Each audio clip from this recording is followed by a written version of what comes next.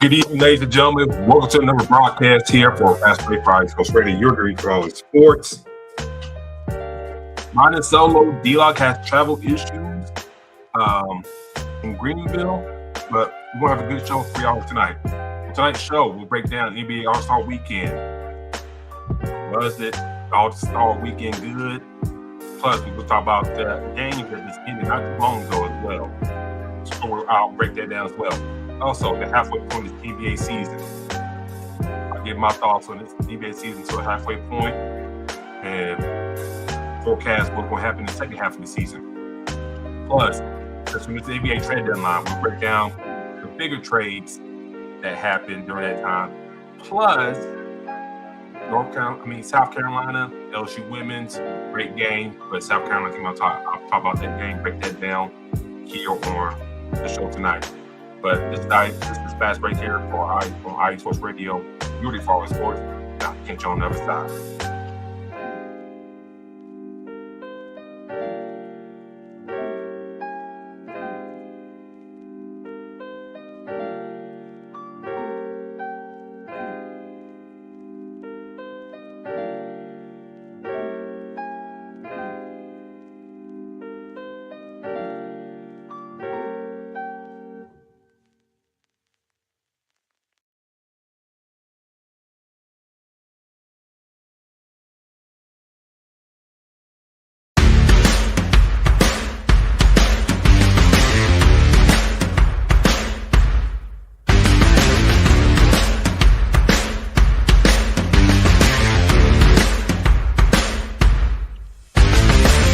IE Sports Radio fans, this show is brought to you by Planet Jerky Premium Brisket Beef Jerky.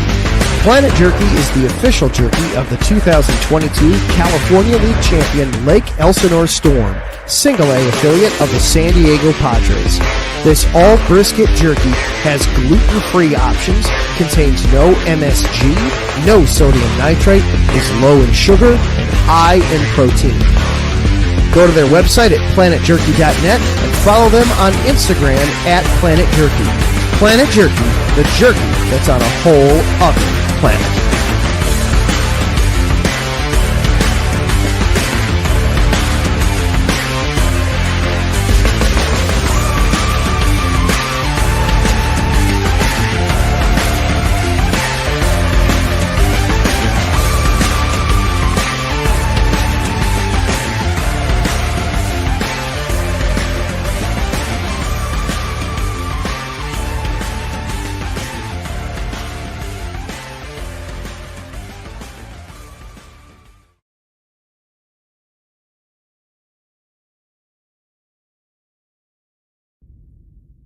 Rise and shine. It's 4 a.m. The stars are still out. The sun is beneath the horizon, but it's time to punch in and go to work.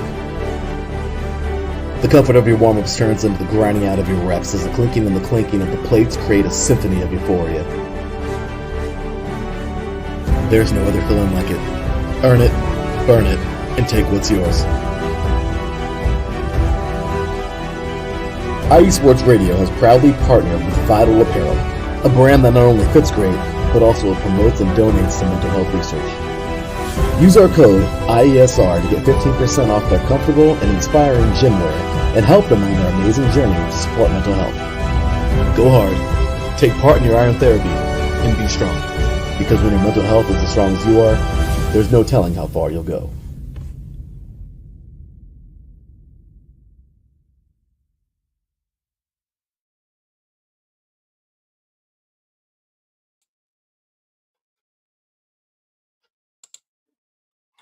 All right, what's good, everybody? Davidson Crooks here, one half here for Fast Break here for IE Sports Radio, your great for sports. And let's work on that right there. I don't know what's going on with the X stream because usually we're on X and that stream is not popping up at the moment. So I don't know what's going on there, So we'll see what's going on there. Usually, again, like a whole bunch of views and stuff in there, but they say we live and all that stuff is just. I don't know what's going on. YouTube's fine. They said we're stream on X unless X changed their thing or whatnot, but we'll see about that. Okay. But Ryan Solo tonight. Reason Ryan Solo, D-Locke is having travel issues right now. Trying back for his team from Pitt. So, last I talked to him was this earlier this afternoon when the games are going on. So he said either he had to drive. What did he say? He said he either had to drive or drive back to Pitt for 8 hours or wait till tomorrow to catch a flight. So that's where he's at right now. So hopefully, wherever he chooses, he has safe travels and he'll be back with us next Sunday. Now, we missed the show last Sunday because of the Super Bowl. And it kind of sucks that we missed the show last Sunday because a lot of stuff happened in the trade deadline that we kind of want to talk about. But it's like a whole bunch of stuff. Like my birthday was on Saturday. I had to work. And I had to work Sunday too.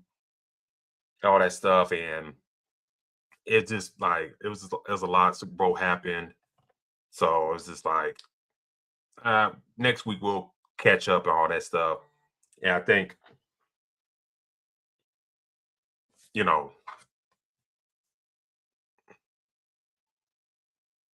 I just wonder if it's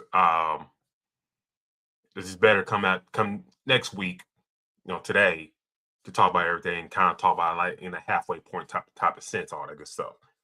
But we're going to talk about a lot of things to get into here tonight. I'm going to discuss the NBA at the halfway point, the highs, the lows, and what can we expect on the second half of the season. Plus, All-Star break, happened, concluded with the NBA Stars team with Anthony Edwards leading the way, getting the All-Star MVP. I'll talk about that briefly. Then the trade deadline deals. I'll just talk about the big deals and what that means for those teams involved. And then also talk about South Carolina, LSU women's, hell of a game, but South Carolina keeping that streak alive against LSU. So I'll break that down, all that here on tonight's show. But if you're new to the show, new to us, new to iSports Sports Radio, do follow us on X at Fastbreak IESR. That's Fastbreak IESR. Do follow Dentarius at Black-813. That's Black-813. Follow myself at Spawn4288. That's Spawn4288. Please do give me us a follow there on those 3 social media links right there on X. Also, if you're new to iSports Sports Radio, do give us a follow on YouTube. Try to get those YouTube numbers up. Hit that subscribe button. Every time we go live, you get that notification button. Hit the little bell, get the notification every time we go live at 7, a little after 7. You get the notification. Dive into the world of basketball here with us every Sunday. So do subscribe to our iSports YouTube channel. The road to 1,000 is here. Try to get those numbers up. So do subscribe there. All right. Got that all out of the way.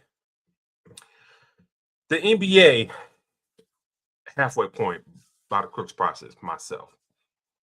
The NBA is that it seems like there's been like in a crossroads here for the past few years. This year, you came into the season with OKC winning the NBA championship in 7 games against the Indiana Pacers, a team that a lot of us did not foresee making the NBA Finals. D-Locke, myself, we didn't see the Pacers winning it, make it that far. And damn near winning the championship if Tyrese Halliburton didn't get hurt. We'll never know how that will shake out with him. With him, missing the rest of the game. We don't know. That's like one of those what ifs in pro sports. But come to the season, OKC, reigning champs, got all the momentum in the world, a young roster that could dominate for years to come, and a stockpile draft picks too. A lot of people forget about that. They got a lot of draft pick capital that they can dominate for years to come. Whereas like drafting young guys and develop them, making trades to kind of shore weak spots in the roster, they got a huge advantage over a lot of teams that, they got the league, trembling at the knees. Early on, we see the LA Clippers, for example, in time with OKC, struggle. And struggle so much so that a lot of people forgot OKC owns that pick due to the Paul George trade. And the way this freshman class in basketball right now is going right now, guys like Cameron Boozer, guys like AJ DeMista, guys like, the Wagner kid out of Illinois, guys like, Peterson out of Kansas. If, the Clippers kind of continue to suck and stuff like that, that pick would kind of convey to, okay, now the Clippers, right now, they kind of found themselves, got things upswing with the roster they have. So they're kind of out of that, that bottom, the lottery and whatnot. And I don't think, they'll be like a top 3 pick when all said and done. So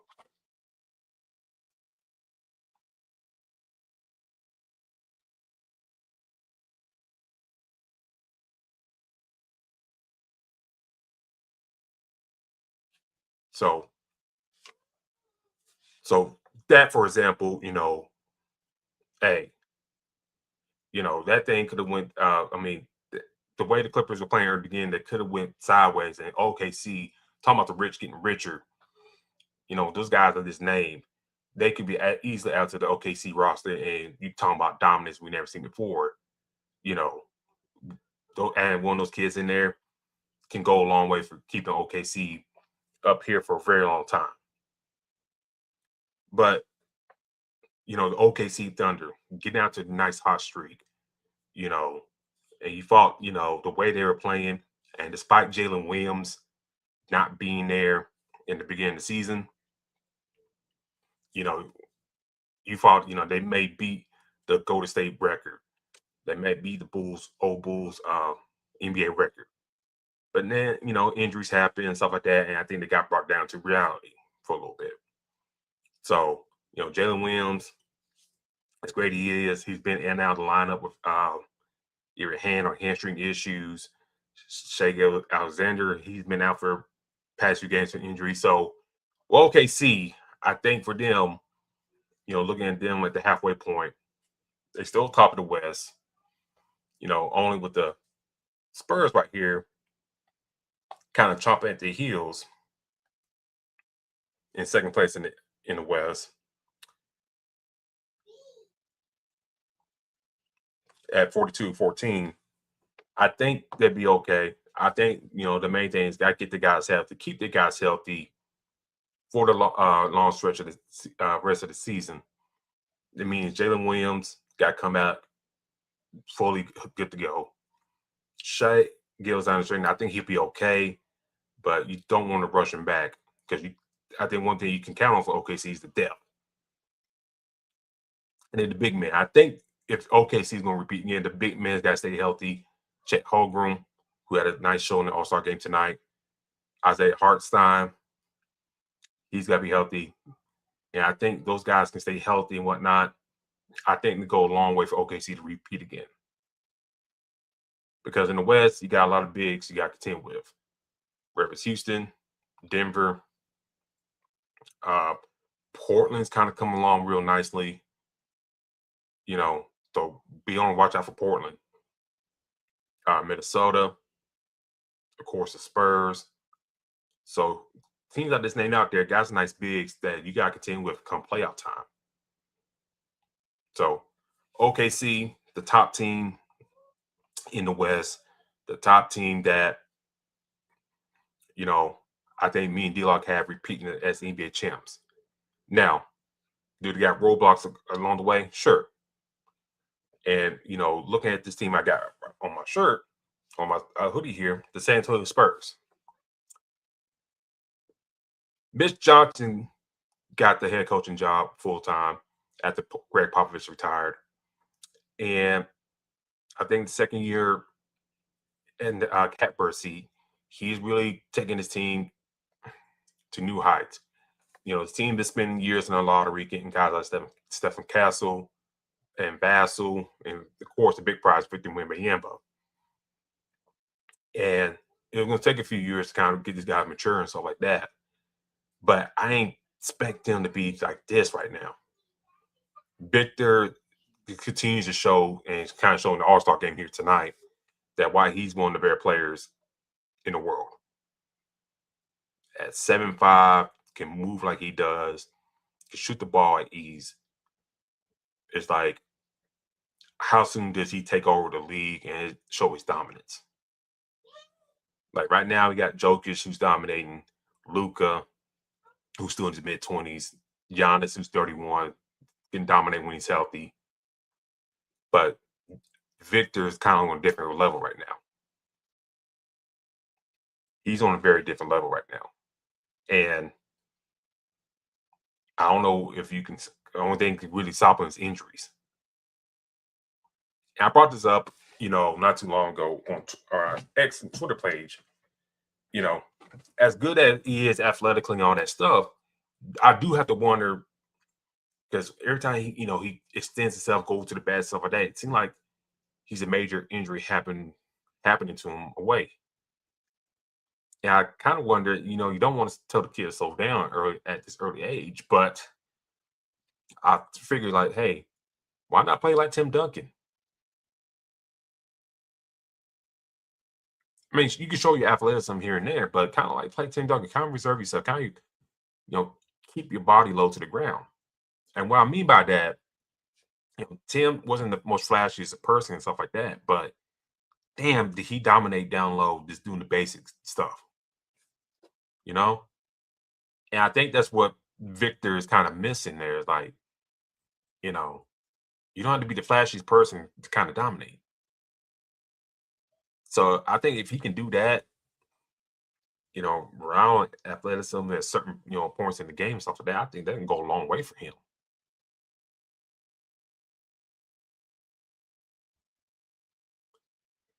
And I think, that's a challenge for Mitch Johnson as a coach. Like,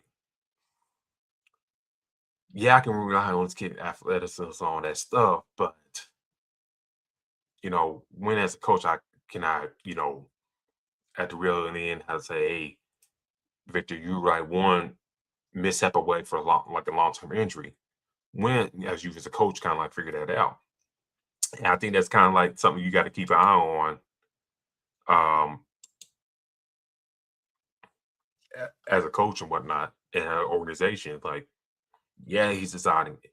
Yeah, he plays well and play great.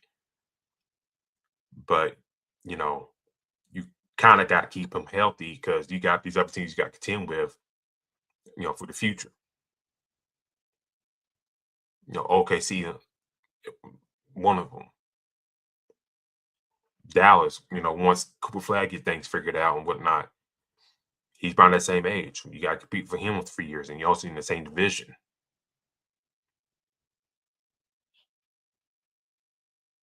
Sagoon down in Houston, young player as well. So a lot of guys you got to contend with in the future, and you can have your franchise player, going out injuries and stuff like that.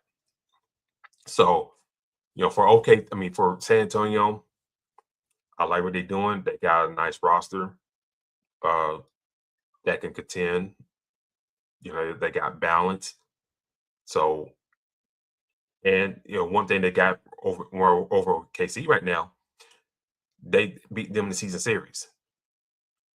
So come playoff times, they do match up the playoffs. You do got the advantage over OKC to be the top dogs, in the playoffs. But I love it. This team, I love how they play, and Victor's very special. Another team I didn't foresee being top of the East right now is the Detroit Pistons. I knew they were going to be a playoff team, but I didn't expect them to be top of the East like this. And shout out to JB Bickerstaff on having these boys ready to play ball, all that stuff. And one thing I think that's going for them, they're buying in. They got these guys healthy. That's the main thing. Because over the past few years, even Monty Williams in charge, Kate Cunningham missed games, Jaden Ivey missed games. Like a lot of these young guys, they kind of help hoping to develop all that stuff to win games and build, continuity on that stuff. Missed a lot of games for the past few years. And now these guys are getting healthy, they're getting their bodies adjusted to the NBA grind and schedule. Now you kind of see the benefits of that. Coming to the season, I didn't know how this team was going to shake out. Now this team got 2 All-Stars who just playing the All-Star game, and Jalen Duren and Kate Cunningham. Well, 2 of those guys, winning for their team for the NBA All-Star game. So, those guys there, I know they trade away Jaden Ivey, but you got the vets in there with like Tobias Harris, Duncan Robinson in the mix to kind of help balance that roster out. Caris LeVert, Marcus Sasser, like you look at the bench, like in the years, stuff like that, and drafting all that, you see how the team is built, and now everything's coming to fruition for this team. And guys like Javonte Green, Ron Holland, Paul Reed, even though those guys don't get big time minutes, they can come in and give you solid burn and stuff like that. Not necessarily scoring, defense, rebounds, all that stuff. So, in coaching and stuff like that, especially in NBA, if you can get all you guys to buy in like this, and we kind of seen that around the league over the league this year. So you're 1 through 15. Can your guys come in and play well for you at any time? That's a very solid question. Like OKC, Detroit, San Antonio. Those teams seem like they can throw the guys out there and play hard at any moment. Yes, talent is key, but if you go down to the bench and guys come in and get you solid minutes and give you solid production, you're winning. You win as a coach, or you win as a franchise. In Detroit, God bless them, they're playing well. God bless them, they're playing tough. And a team I did not have my bingo card that could potentially be in the Eastern Conference Finals. I know me and D-Long texted yesterday, and he said his Orlando Magic, if things go right, they can be in the Eastern Conference Finals. Well, I don't know. It's tough. I had Orlando going to the Eastern Conference Finals as well, but with the way Detroit's been playing and kind of out of nowhere, I'm mad to temper down Orlando's expectations just a bit. But, we're just talking about the halfway point here. Things can change. Things can go a long ways, and we'll see how things shake out. And this kind of some of my disappointments real quick of the halfway point of the season.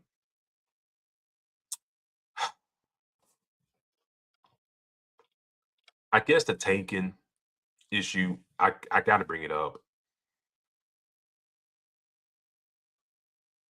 I understand why these teams are doing it, because this is a hell of a draft class coming out. No bones about that, and we're gonna be real. I don't blame any of these teams for tanking. They should, to get the best possible player also. But you got teams delivery snitching on you and stuff like that. And some of these teams kind of benefit from the lottery system and whatnot to their advantage. That's a problem. Now, what the Utah Jazz doing before Jaren Jackson went out with the injury for the rest of the year? What the Utah Jazz doing taking? I don't know. Because if you put your team in a good position to win and stuff like that, it's kind of, hard to say, to blow the big leads and stuff like that have what they have. you know. But for the Utah Jazz, I thought when they swung for the fences for Jaren Jackson like this, I thought they're gonna try and make a push. Because right now they 18-38. Okay. They're about like look at the standings, about the sixth worst team in the NBA in the standings right now. If I'm being real about it, they're about the sixth worst team. Ahead of them are the New Orleans Pelicans, the Sacramento Kings, the Washington Wizards, Indiana Pacers, and the Brooklyn Nets. That's who's ahead of the Utah Jazz right now in the standings in terms of lottery positioning. Are they trying to tank? I don't know. I thought getting Jaren Jackson, I thought they maybe try and make a push. Now, some of y'all probably look at this and see the video and some of that, and probably look at the standings of the Utah Jazz and probably just laugh. It's like, what the hell is this dude talking about? Remember, the Jazz ain't really a bad team. And you look at the teams ahead of them, I mean, they're only 5 games back of the Memphis Grizzlies, and then 10 games behind the Clippers, who are at the 10th spot right now in the West. So the Grizzlies, they ain't going nowhere. The Mavericks, they're not going anywhere. The Clippers, depending on Kawhi's health, who had a hell of a game tonight on the All-Star game, hell of a showing. But I don't think they can out-tank some of these other teams ahead of them. And keeping a buck, no pun intended, the Bulls, and depending on Giannis' health, the Bulls and the Bucks may join them in that fray.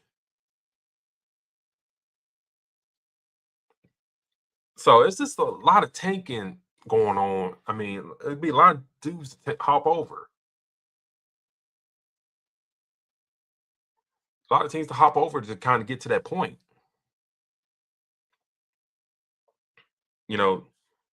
The Kings, they suck. Their roster construction sucks. So I don't think they're taking on purpose. They just suck ass. DeRozan might be a buyout candidate. Zach LaVine's gone for the rest of the year. DeAndre Hunter already missed games already. No surprise. Sabonis, he was almost traded to Toronto, but it didn't happen. But he's trade candidate to be gone in the summer.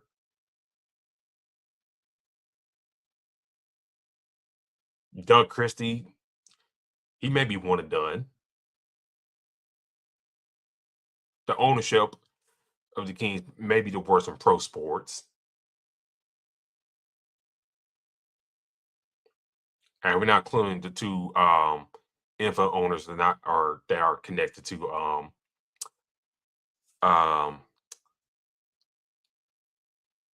the email guy. I'll just put it nicely like that.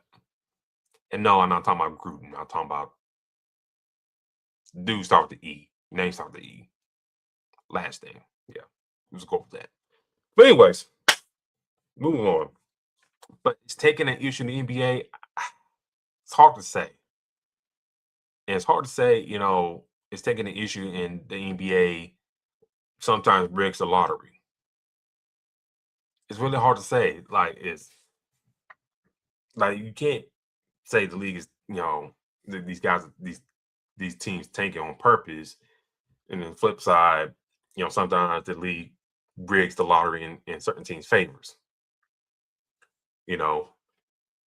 Anthony Davis going to the Pelicans, Hornets Pelicans. When the Davidson family bought the Pelicans, they got gift wrapped Anthony Davis right there for them. Despite the Charlotte Bobcats having the worst record in the league that year. They always say Patrick Ewing was rigged to go to New York. When LeBron left Cleveland the first time, the Cavs got multiple number one overall picks to help rebuild that roster. And one of those picks in Andrew Wiggins was flipped for Kevin Love.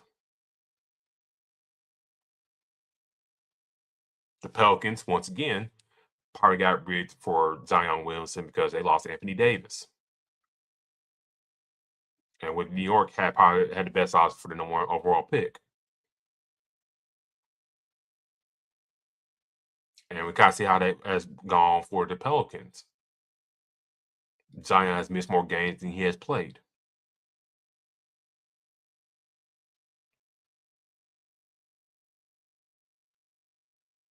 So to say, this tank can work, I don't know. It's hard to say. And with these these young players coming out, who can the league favor to put at number 1 to capitalize on that?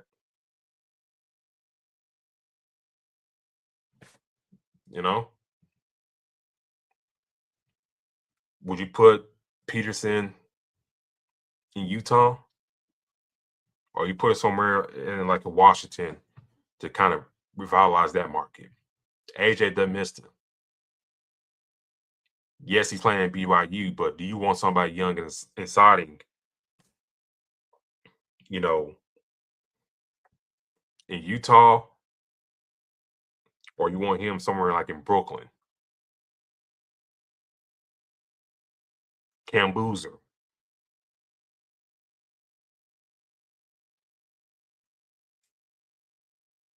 Kind of play similar to his dad. Do you want to? I mean, granted, his dad played in Utah. He used to live in Utah, so I mean, he won't be no stranger to that. But would you like to see that kid in Utah, or you like to see it somewhere like in New Orleans or something like that? A Duke player that you can really build off of. And is more dependable than Zion Williamson. Keaton Ragler. I can go on. So there's a lot of questions, and taking things is kind of, I think, is BS. I don't say BS, but who to say, the odds go in your favor?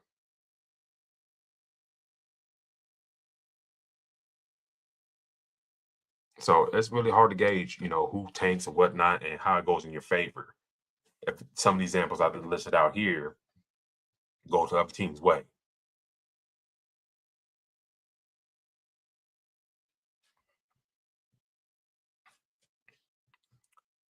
And then I think the other thing about the halfway point, I want to bring up the coverage that the NBA has gotten from EBC and Amazon has been really top notch. I like it. It's very great. The presentation, doing the play intros, during the All-Star game, they, during the intermissions, they, did little stories, stuff like that. Talking about Victor Wembanyama, his early injury in his rookie year, how he bounced back for that, kind of hyping him up. Jason Tatum, same thing with him, going out with the Achilles, talking about his story, his journey, how he feels and all that stuff. And so, on a side note, Jason Tatum, please do not come back this year. Please don't. Don't rush it. Take your time. Your team is second in the East. Please don't rush it. Please don't. Because if you come back the way this team is playing and the way the East is next year, don't rush it. Please don't. You're too valuable to come back early and hurt yourself furthermore. Please don't come back too early. I beg of you. But having said all that, the presentation has been great. I love the interaction, stuff like that. I love that I don't have League Pass no more, but I catch a lot of these games on Peacock and NBC, whatnot, and Amazon. So a lot of these games I could catch and stuff like that on these networks. I don't have to worry about League Pass being real janky on me. So I love that, with this deal and whatnot. And I think one thing with the NBC deal, particularly, I want to highlight: you get these games on regular broadcast throughout the year, because normally, over the past years, you get like TNT and ESPN, but that's on cable. And wherever they don't pick up, League Pass, all that stuff, pick up there. Now you got these games on from the beginning of the year on national broadcast television throughout the year to the summer or spring. And now, since football, the NFL, the Super Bowl, now you're doing, they're picking up where the NFL left off. They doing Sunday night broadcasts starting next, they started last week, but next Sunday they got the Lakers and Celtics.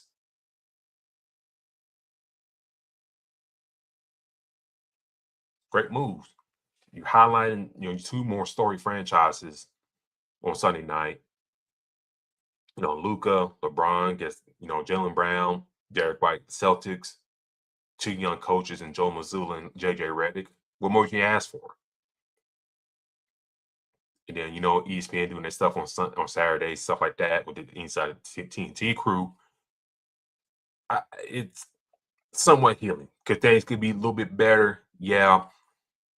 Reggie Miller seemed like he catch a lot of heat tonight with his commentary, and there's nothing too much you can do about it. He's going to sell the soul for the NBA, or he's going to be out of job like Mark Jackson and Jeff Van Gundy. Let's be real about that.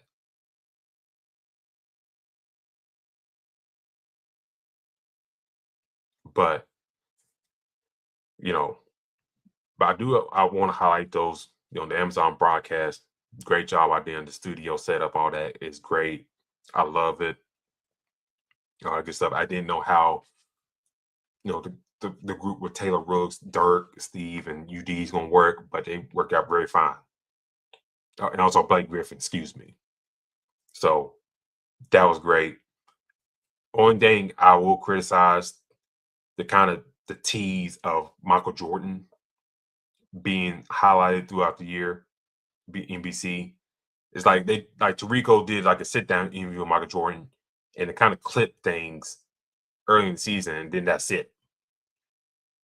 Now I don't know if he's gonna come back around the second half of the year and do the same thing, but that's kind of like that's a real disappointment that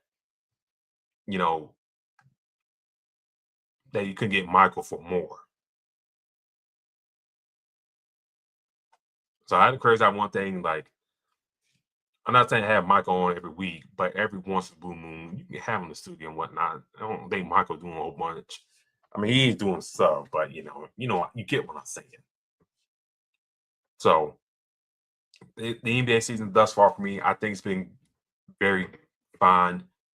I do wish the post play will be better. At certain points, watching games, stuff like that is just too many 3 points, go inside, do something, drive the lane, do something like that. The defense at times could be lacking and whatnot. So hopefully those things will change in the second half of the year. And before I go to my first break, shout out to Brian Fresnion. How you doing tonight, sir? And if you're in here, like and share the show.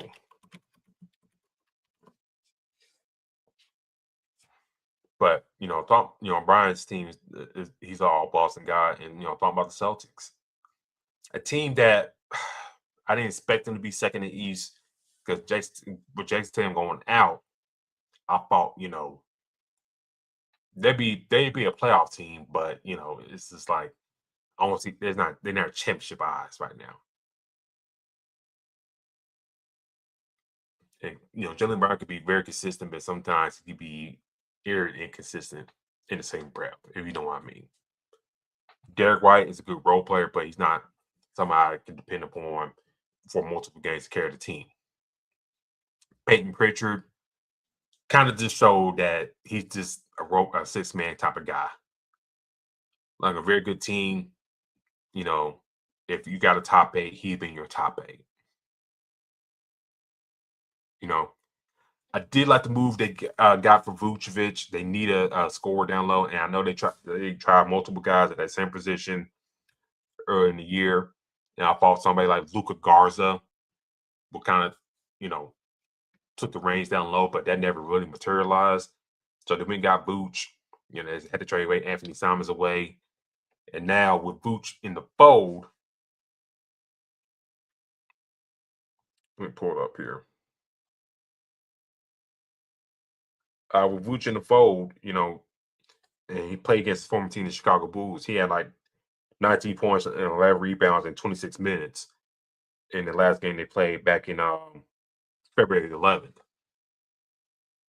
So if you getting that projection for him for 9 in, 9 out, Jaylen Brown 24 points in that game, 26 off the bench for Peyton Pritchard. That team could do some damage. And you'll need that type of big man scoring, especially going against the likes of Detroit, going against the Knicks, the Cavaliers. So you're going to need that type of the projection come playoff time down low, in my humble opinion. So for the NBA, the halfway point, I cap it like this. The second half, can the top two teams stay up top in the East and West? OKC and Detroit, can they stay top of the East and West? Who comes out at the end with the worst record in the NBA? Because this draft, I still stand on it, can change some of these teams' future. If you're in the top three, I think it can change your franchise's future. I could be stretching to 5, depending on who comes out, whatnot. But if you're in the top 3 come draft lottery, come May, I think your franchise is set up for a good run. Depending, they got the right coaching and GM to build along. But if you're in the top 3 in the NBA draft, I think things will be looking on the up and up for y'all. And also, some of these veteran-led teams, older teams like the Lakers, Rockets, Nuggets, Knicks, how they going to fare in the second half of the year? Will those old legs kind of come up and bite them? And also, before I get out of here, the Charlotte Hornets, a team that I kind of pegged as a bottom feeder team, has been playing very well here the past few games. So much so they had a winning streak. Now that winning streak got snapped when they played Detroit, and we saw what happened there. A fisticuffs have happened. Isaiah Stewart came with the bench trying to fight Miles Bridges. Everybody painting Isaiah Stewart as the hero because Miles Bridges, did some things and stuff like that kept him out of the league for a year. And beside that loss, they came back and won against the Atlanta Hawks. So you're talking about a Hornet team that I had pegged as like, I written them off like, I love Brandon Miller, Alabama guy, but damn it, he hasn't been healthy. LaMelo Ball, nice guard, but when he's out there, but he's not out there very much.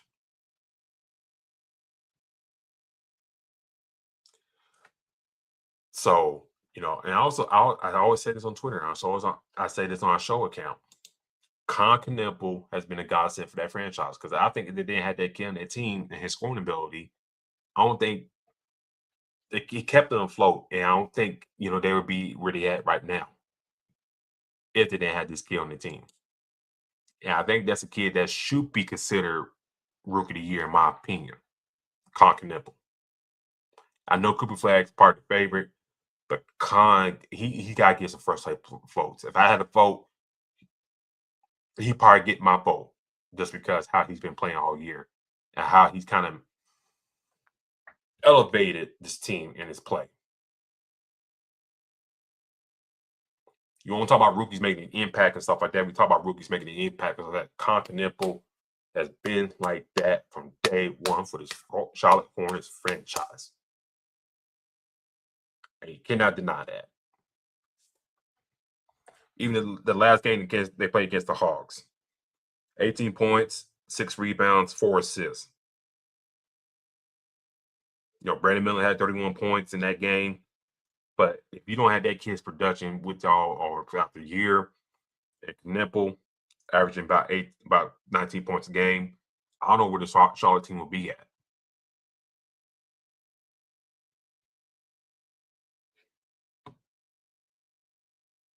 So for the Hornets team that ripped off damn near almost 10 games in a row, now you're sitting at 9th in the East. I'm real curious to see how they shake out for the second half of the year. And I think that's the team to kind of keep an eye on. Charles Lee's squad for the second half of the year. Can this team get out the gutter and stay out the gutter for years to come? All right, ladies and gentlemen. I know it went long there, but talk about the NBA and the halfway point. After the other side of this break, talk about the All-Star weekend real quick. Then talk about the main trades that happened over the trade deadline. Then talk about South Carolina, LSU women's, all that stuff in the world of college basketball. But this is Fast Break here for IE Sports Radio. You're ready for sports, and I'll catch you on the other side.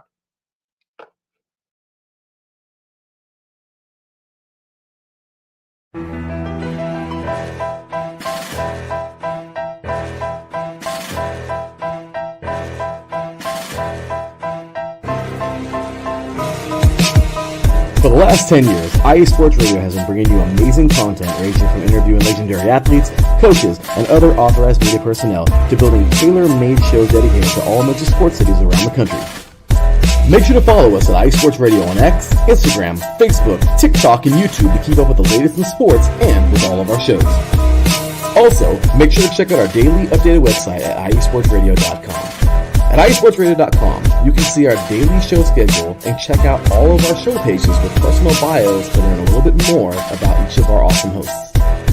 In addition to our show pages, you can catch the iSports Radio blog, Hall of Fame, Fans of the Month page, and our merchandise shop, including t-shirts, tank tops, caps, long sleeves, hoodies, and more. For now over a decade here at IE Sports Radio, we've continued to be by the fans, for the fans, and we thank you all for your support and for making IE Sports Radio your direct feed for all that is sports.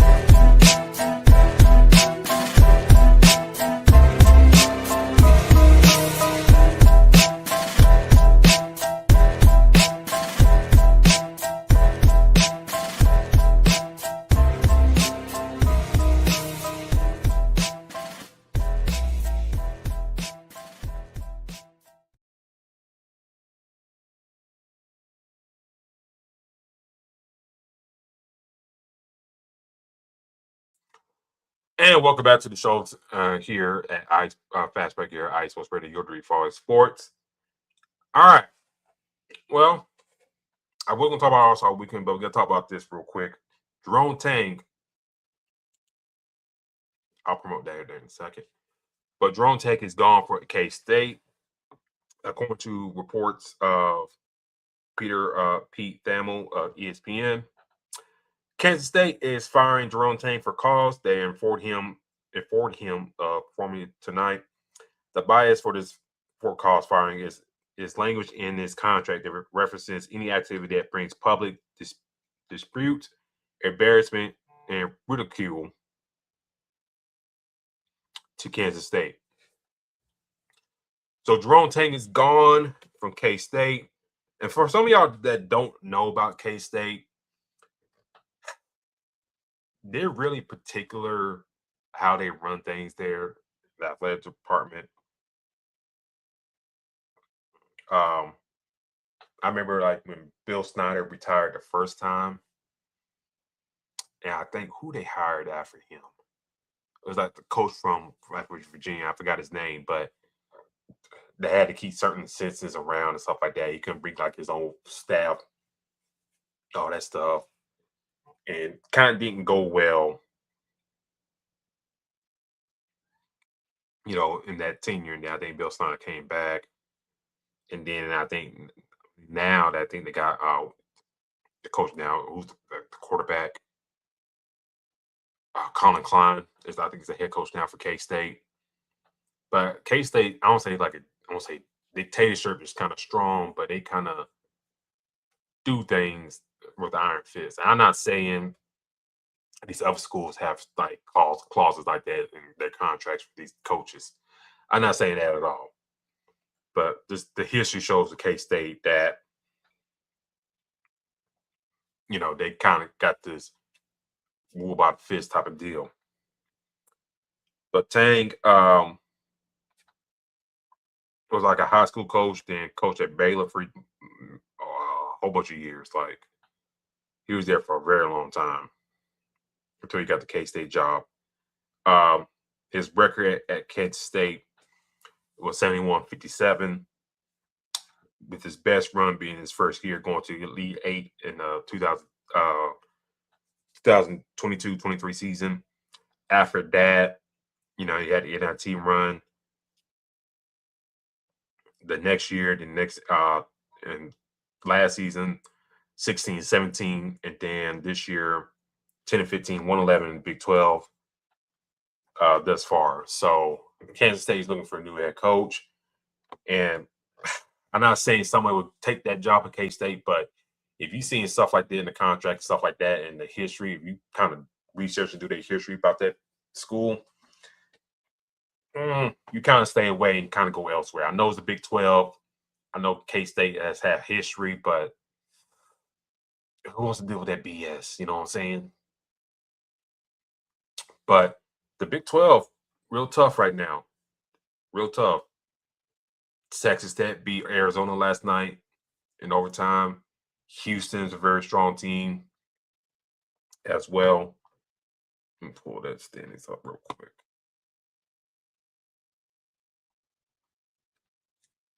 Kansas, despite Peterson not playing the past couple games, still strong. Iowa State strong. BYU and West Virginia. So that conference is tough. And who would have thunk it,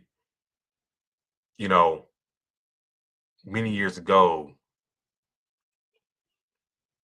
that when, Nebraska, Colorado, left for the Big Ten and Pac-12 years ago, and the Texas, Oklahoma, and others kind of bounced too, that this conference like on a deathbed. But now you kind of look down. Now you kind of look now, all that stuff. You rebound with Arizona State. You add schools like Cincinnati, BYU, and Houston, who probably should have been in the conference, 20 years ago. It would be real. And then you brought Utah in the fold when they left the Pac-12. So this conference, it's kind of on its deathbed, but now they're looking strong. And the Pac-12, for example, is sort of on its deathbed. But like I said, Kansas State, they're 1-11 conference play. Tied with Utah in conference play as well. So,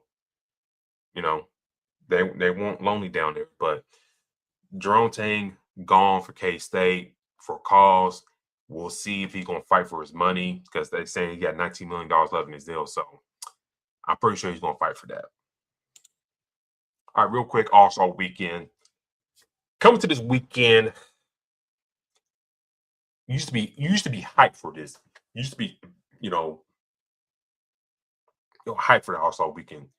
You got that Friday, you got the rookies and sophomores, the future of the league, to showcase them. And then, you always got the celebrity game, and depending on who the celebrities are, you kind of pop in and see how it goes. And being real, on the celebrity game, I didn't know who nobody was. I didn't know who nobody was. I mean, real. Maybe besides Shams and some of the retired NBA players, like Jeremy Lin, for example, stuff like that. I don't know who none of these folks are. like I know we do the show on the internet and stuff like that, all that good stuff. You might see my mug in here, and I might be a nobody, but like some of the other folks, I know they got big phones and stuff like that. But I don't know who these folks are. Like, let's go. Let's run it down.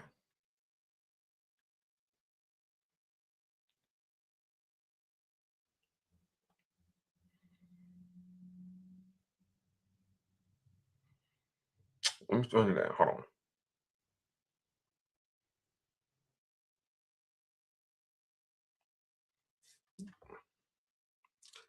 Like the MVP of the game is somebody named Rome Flynn.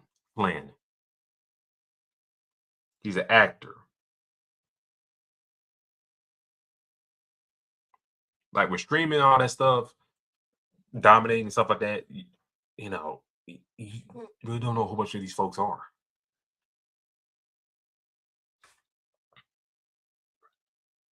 I'm pulling this guy up. Let me pull it up. I'm trying to see what he's in. He's on Raising Dion with Love. I don't know what that is. He was on How to Get Away with Murder. That was on ABC. Golf Hour Harlem. Okay, that's a solid show. I guess he was on Chicago Fire. I don't remember on Chicago Fire. I watched the show religiously.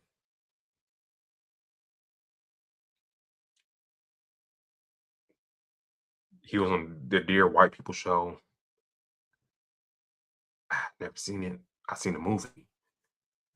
They made a second Drumline movie. I guess he was in that. But you get my point. Like, I don't know who these people are.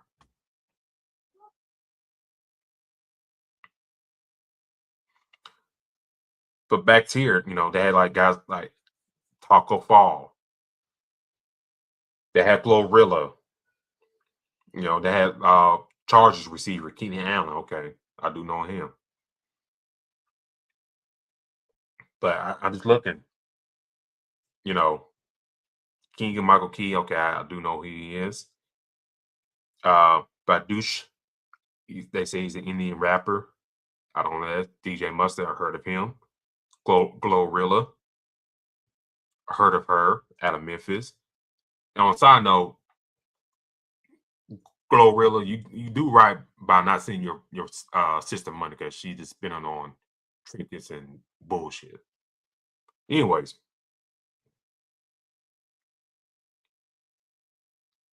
and then like some dude from the Secret Lives of Mormon Wives, Taylor Frankie Paul. I don't know. Love Island standout, Nicholas something, Shams, Amara St. Brown. Okay, I know who that is. But you kind of get my point. It's like you kind of cut through the weeds and stuff like that. You had the Phoenix Suns owner playing the game. Like, what are we doing here? And then the Hornets owner as well,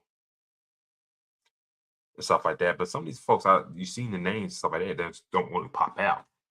And not trying to shit on them, but it's like, you gotta ask the names.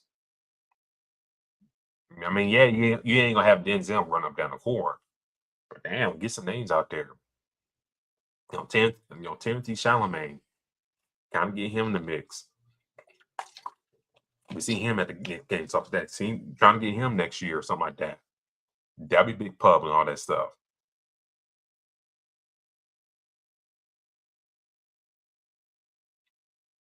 Drake, how much he heisting stuff as an athlete, you trying to get him out there. I know his name's kind of stained right now, but get my point. That'd be a great rehab assignment for him. But the Rising Stars game, that was very good. VJ Edgecombe came out, played well. A lot of the young dudes played well in that game. So I thought that was pretty solid. The only thing that kind of bugged me, and I think a lot of people pointed this out during this All-Star weekend, the empty seats. And I think, with these modern, arenas, stadiums, you kind of seen like they put these lights on the seat, trying to make them look full or whatever, or put the illusion out there, that, the arena's full. But you could barely see that the seats were empty. And I said this on our show's account Now, why not?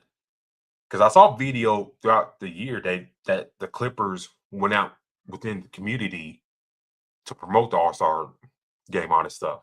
So they had boots on the ground and delivering people basketball goals and stuff like that to folks at the house to promote all that stuff. And I'm wondering, like, and they had this game early in the afternoon. It's all this stuff going on in the afternoon, all that stuff. Why not with your young guys and stuff like that on Friday night or Friday afternoon, evening in LA? Why not, the Boys and Girls Club in Inglewood, South Central, other organizations that, you can help out, get, some of these young guys and gals to the game with their families and give them a great experience. Instead of Steve Ballmer trying to fill up that little fan section with grown ass folks, put some children there. Give them that experience.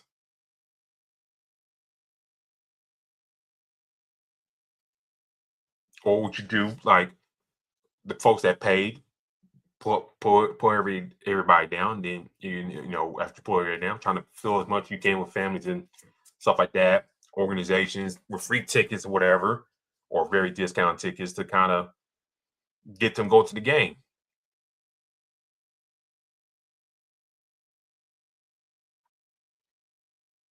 Like that's easy. That's easy way to kind of like A, you promote the league in a sense. B, you getting people experience to go to an NBA game. And C, you got young people to go see the younger folks, the younger guys, the future of the league. And if those kids are inspired by that, now you got these young kids kind of hooked with these young guys like VJ Edgecombe, for example, or I know Cooper Flag didn't play, but now you got these kids, attached to like Ace Bailey, VJ, Cooper, Con Knipple for the next decade or so. And now you're making those families or kids fan of those teams. Now, granted, yes, I know y'all listening and saying, these kids in LA, so they either Lakers fans or Clipper fans. Yes, I know. I'm very aware of this. Very aware. But as we all know, the NBA is a player league, and if you get attached to some of these young guys, you like them and stuff like that, or follow their game, you got a fan right there. This kid may be a Laker fan or Clipper fan, whatever. But hey, he kind of like saw what he saw at VJ Edgecombe. He might buy his jersey. Maybe a kid out there probably like Con Knipple's game, buy his jersey. Maybe be a fan of Charlotte Hornets. Maybe this kid wasn't a basketball fan to begin with. But you see what I mean? You gotta sell. You selling for the future. You selling for right now, and you're selling for the future as well by doing this strategy. Yeah, I think that'll go a long way for the league to do that next year. What the hell is that? Also, that next year. And something for next year in Phoenix. Get out in the community, promote and stuff like that. Get with the Boys and Girls Club around the area and other, big brothers, big sisters, same, those organizations. Kind of get those guys and gals in the stadium, and especially with the rookie class next year, and with these sophomores as well. Man, that's easy promotion right there. Easy promotion right there. Think about this for next year. If you're the Phoenix Suns owner and the brain trust there for the Phoenix Suns, if you're going to do the Friday night thing, think about this. And depending on how you do the format, just follow me here. If you're going to do the rookies, sophomores, AJ DeMista, Dylan, Darren Peterson, Cam Boozer, Keaton Wagler, LeBaron Fowler. On the other side, Cooper Flag, Ace Bailey, VJ Edgecombe, Derek Queen, Dylan Harper. All that young star power right there, that's easy money to promote. And even if you don't fill out the arena, I mean, granted, if you got those names there, you may fill out the arena. But even then, why not, promote, give the league, say, hey, why not get the young folks in here that don't get a chance to go to NBA games and let them see the stars of tomorrow? Easy marketing. All right? Easy marketing. Some, like I said, discount tickets or free tickets to these organizations and let them in and let them see the future.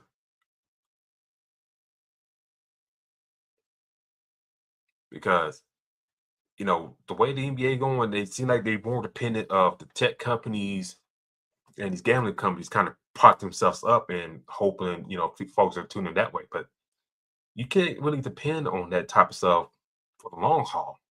These tech companies, they're real finical. I know a lot of money into them, but they're real finical and whatnot, finicky and all that. The gambling stuff, yeah, they run high and stuff like that, but sometimes, a lot of things has a cap in society. But one thing in society, like promoting the young, all that stuff. They're all trying to build a new fan base.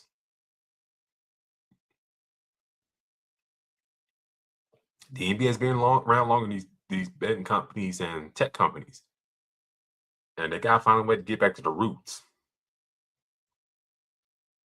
And I think, what I just laid out here, I think they can do that and get the process going through that way. Going to Saturday real quick. You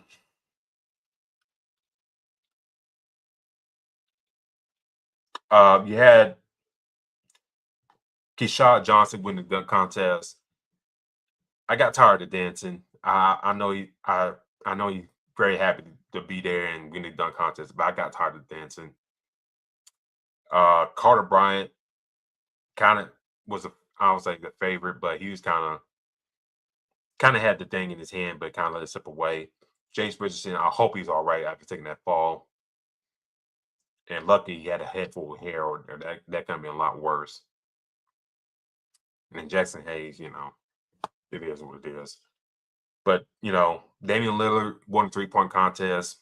I was real curious how he's going to look like the old Dame, and then beat out Devin Booker to win the championship.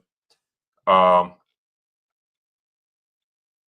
Shooting Stars, very entertaining. I liked it. I don't like this. I don't like the celebrity passer. Well, I don't mind it, but it got to get somebody that can direct and play ball and stuff like that. Like with Drewski, he's trying to I know he's all for himself and stuff like that, but it's like, if I'm out on the court, I'm a competitor. I'm trying to win and stuff like that. I ain't trying to, look cute and all that shit. That's just me. So, him passing the balls off that, the passes are bad. He threw it bad, all that type of shit. Like, come on, dude. I'm trying to win a competition here. But the Knicks team won. Allen Houston, boy, he still got it. And hitting those half-court shots show that he's one of the all-time great shooters in basketball. No argument there. And then Ron Harper Sr. put his foot in his mouth, and damn near, and he really embarrassed his kids doing the same what he said about LeBron and his kids. Like, if you go watch the video, even I quote tweeted it from my show account. Like, he really embarrassed those boys, and they hid their heads in shame. If they had paper bags right beside them each other, they probably put paper bags like in shame. Like damn, Dad, why are you saying this shit like this? And that dude's still in the league, got influence. Like, why be doing this to us, Dad? Damn.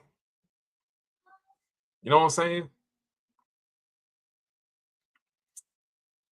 Like, damn, that like one thing about the like if I'm the Hopper boys, like I put my I respect you know, you respect your daddy and stuff like that, but you gotta pull him to the side. It's like, hey man, hey dad, this dude has the influence. Like, please don't do this to us. And then going to the game on All-Star Saturday on Sunday that just concluded about a couple hours ago, or about an hour ago. So Team Stars won the championship. They beat Team NBA Stripes to win the championship, and they got to a nice lead. And they didn't really look back, you know, in that last stretch of game. The World team, which I thought was better constructed, and I think if the injuries didn't happen to Luca, Joker, and SGA, I think they probably won in the landslide because they had the size, height, and all that stuff compared to some of the other squads. But shout out to Kawhi Leonard. Kawhi Leonard kind of showed why when he's healthy, he's top 5 NBA player. Say what you want about Kawhi. When he's healthy, he's a top 5 NBA player. I put that on anything. He's top 5 when he's healthy. Now I know the injuries and stuff like that kind of has taken that away from him. But when he's healthy, he's top 5. Two-way. Can score. You saw it tonight. He scored 3 levels. Get the fan the best of them. Just unfortunate the injuries that really derailed his career. But shout out to Anthony Edwards. He got the MVP for his squad and for the weekend. But Kawhi Leonard kind of showed folks that he's that dude when he's locked in. All right. Moving past forward, we'll talk about this trade right here real quick. Cavaliers received James Harden. Clippers received Darius Garland and a future second-round pick. This one really came out of nowhere, if I'm being honest. And you didn't hear smoke about this until like a couple of days before the trade deadline that James want to be gone and he wants to go into contender. No surprise there. And I guess also the contract extension wasn't in the works for the Clipper team. Because you got to remember James Harden's in his mid-30s. So if you really think about it, you know, why commit big money to a player that we're not going anywhere with and we kind of struggle with in the beginning of the year? And in return, you get Darius Garland, a guard, you know, still in the mid-20s, but have injury issues. But somebody I think you needed to kind of retool your run franchise. And no, you didn't get a first-round pick back, anything like that. But for the Clippers, I think getting a player that's a decade younger than James Harden, I think that's a plus on your side. And then also it's very interesting that, you know, the Clippers got a lot of calls for Kawhi Leonard. And I think if you're the Clippers, I think you have to at least entertain it because, you know, just looking at this roster now, like, are you winning a championship anytime soon? And I know Kawhi Leonard does not want to go away from California, bring around his hometown, whatnot, Inglewood. But you got something to look out for your own self. And if you can fetch at least a first-round pick and whatnot for Kawhi Leonard, and especially in this draft, I think that can go a long way there.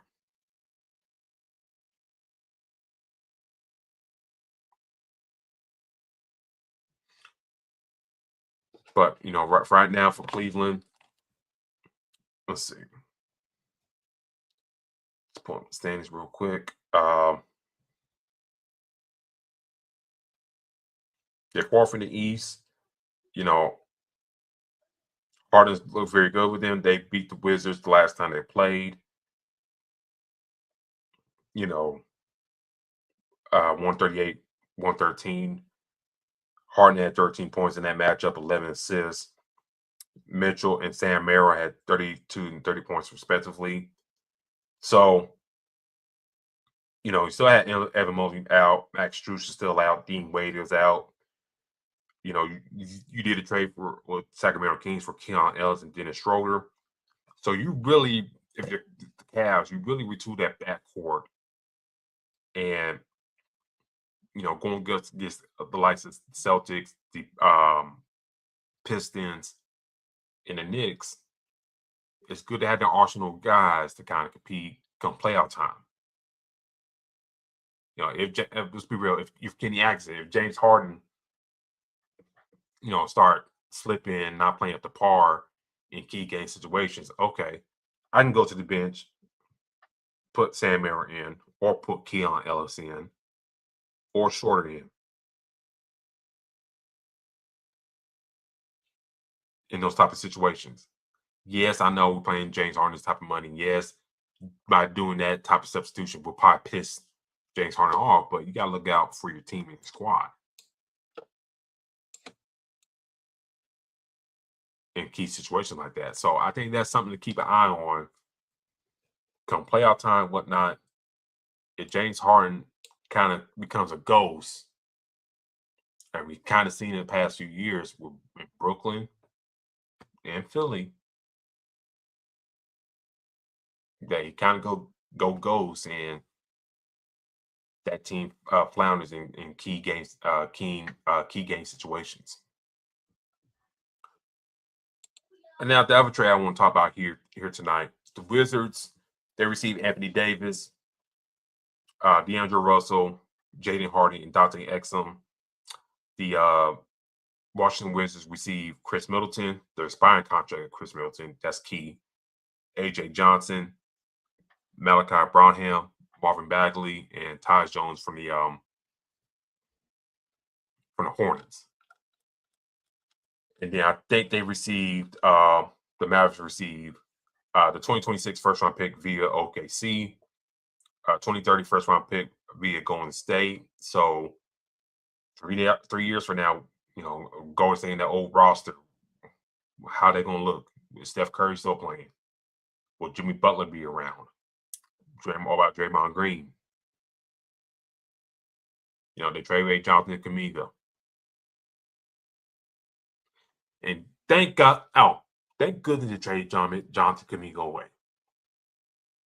Thank goodness they traded away Jonathan Kuminga away. Before I get to this trade, let me finish the trade off first. For the Wizards, I said this in the short when the trade happened. I understand why they did it, because you traded for Trae Young, and you kind of want to accelerate things because the past decade, your luck has not been good. You're trying to build for the draft, you're trying to build for the draft lottery and stuff like that, but it never really worked out in your favor with the Wizards. And you got to look around like fuck it, Trae going to want to come here. Let's make the deal. So I can't blame him for doing that. Now, for Davis, can you get him to buy in to play for y'all next year? That's a hard sell. And I don't think Anthony Davis anticipated going to the Washington Wizards. That's why I kind of laughed at it. Like, I laughed at it because, damn, I don't think he expected to go to the damn Wizards of all teams. The Hawks are coming to mind. Going back to his hometown, Chicago, the Bulls. But I think Anthony Davis did not forecast the damn Washington Wizards being a trade destination for him.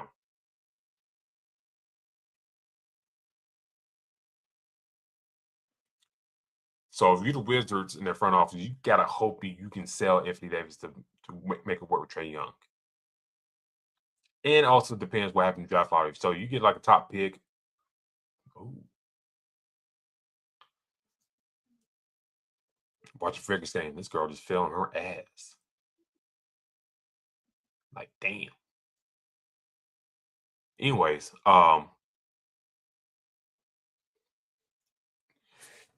if you get that top 3 pick, Alex Sard defends another year. The kid you got from Texas. So you got some nice young pieces there, but will be enough for put y'all like in playoff contention. It also depends on the health of Anthony Davis. If you can stay healthy, yeah, they're going a long way, but that's like if and buts.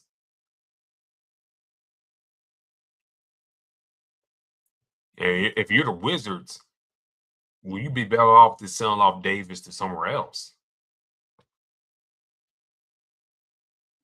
Now, I get why they did it, but I think y'all be better served to kind of like get assets for him and trade it elsewhere.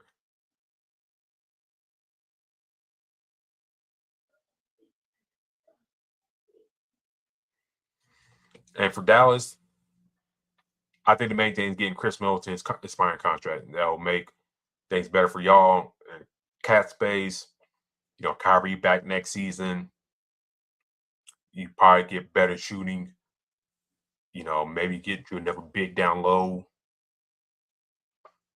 and really kind of fill out that roster with nice deals to build going on with Cooper Flag and kind of continue playing well with that roster. But I had to highlight this trade because I get why the Wizards did it. You didn't have to get players Alex Sarr, Keyshawn George, Trey Johnson, or Bilal Coulibaly.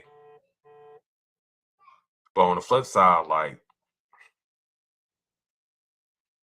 can you keep Anthony Davis there?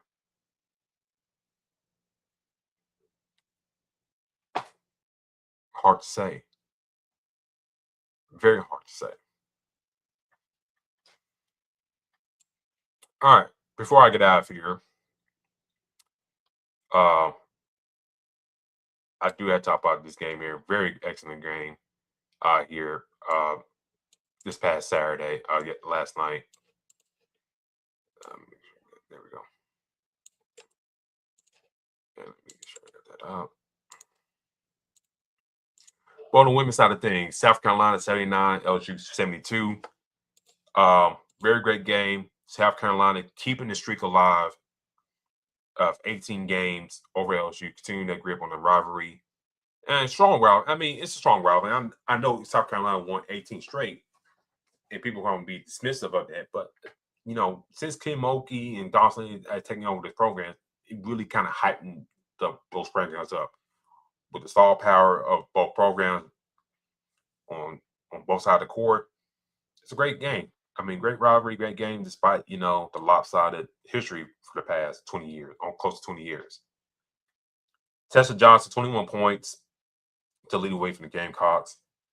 LSU, they had the chances, but it's just like they were down 73-72 with under a minute left, and they had the chances. It's just like they weren't just hitting their shots at key moments. Flu J. Johnson missed 2 free throws. And, and I always talk about on the show, like, if you miss free throws, stuff like that in key situations, it's going to bury your team. South Carolina kind of revered that storm in the fourth quarter.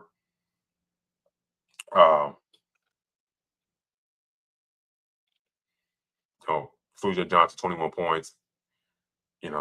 Joyner is 13 rebounds to help lead the way for LSU. LSU had like a lead of 21-16 the first quarter. And then, South Carolina had like a 25-point second quarter, to take control. But, the game cost this guy keep easy buckets down low to kind of close the deal in the game. And,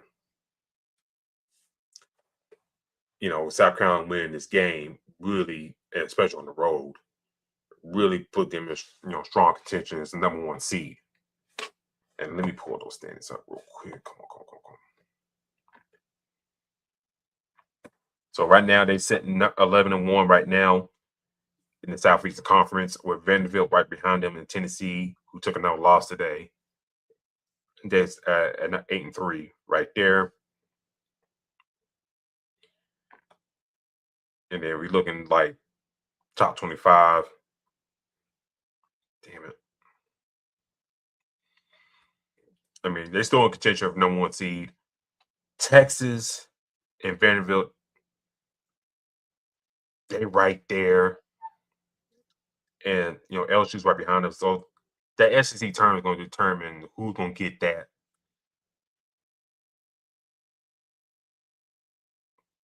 I don't say this. Hold on the women's side. Whoever comes out in the SEC tournament will get a number 1 seed. We put that way.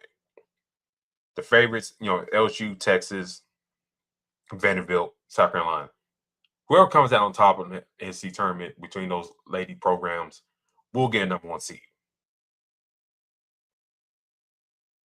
Now, having said that, I mean, you got Duke, who's 14-0 in their conference play, and they're sitting at 11th rank in the country, who probably get a bump up in the rankings come Monday.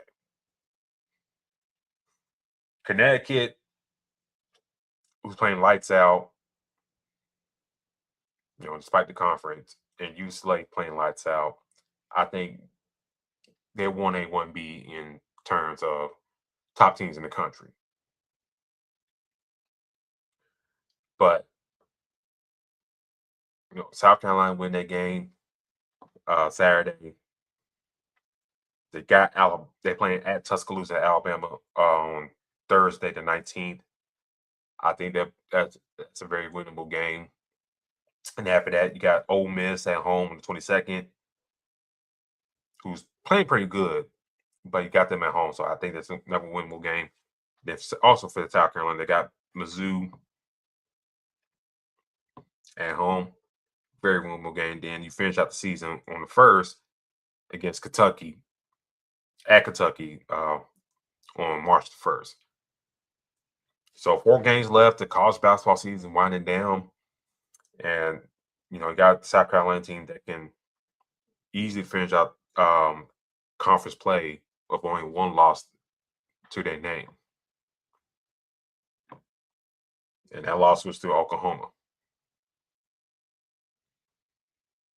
So very good game. Kiyomoki doing Kiyomoki things, in which I'm surprised she don't get more technical fouls, counted towards her and whatnot. But, very strong game, very big time win for South Carolina. All things said and done.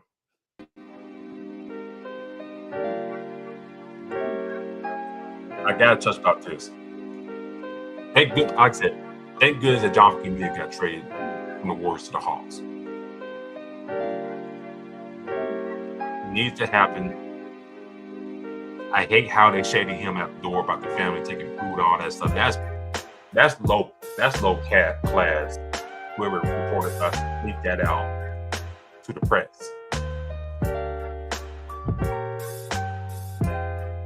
We all know these teams got food and shit from the families in these pro leagues.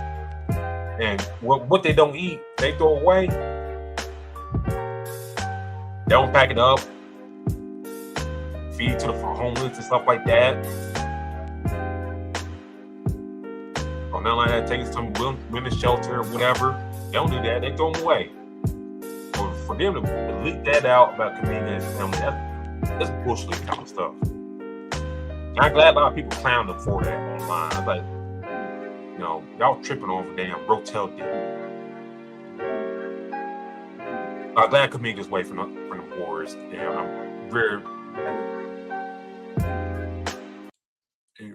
I'm sorry to pause that, but going back to this point right here, I'm kind of curious how Kaminga works in the second half of the year.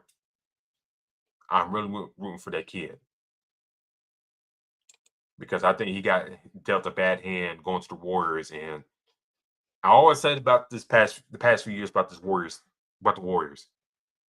If you Steve Kerr and company, if you don't want the young kids there, I'm not saying you want all veterans, but if you want veterans mostly for the squad, tell the front office that I don't want to develop these young guys. Trade the first round picks for veteran help. If that's what you want, that's what you want. But don't get these young guys in here like Wiseman, Moody, Kaminga, and others and stunt their growth. Don't do that. And don't throw shade to the young kid Just because, you can't develop young guys. That's my take on that. That's bush league crap by Mike Dunleavy and Steve Kerr on John Kamiga's way out the door. You should have never brought him back in the first place during the summer. Work out a deal with Sacramento. Work out a deal with Phoenix. Work out a deal with Minnesota. Be done with it.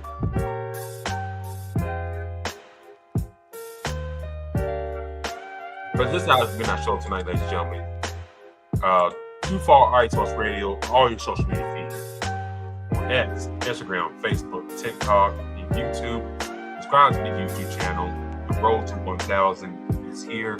Subscribe, go live. You're going to hear from this show here on Fast Break. But our other shows on the network. We got American football, football globally, volleyball, baseball, right around the corner, spring training. Our racing series is back up in the fold with Daytona happening today. So do check out iSportsRadio.com. Also, see all our lovely profiles and faces as well.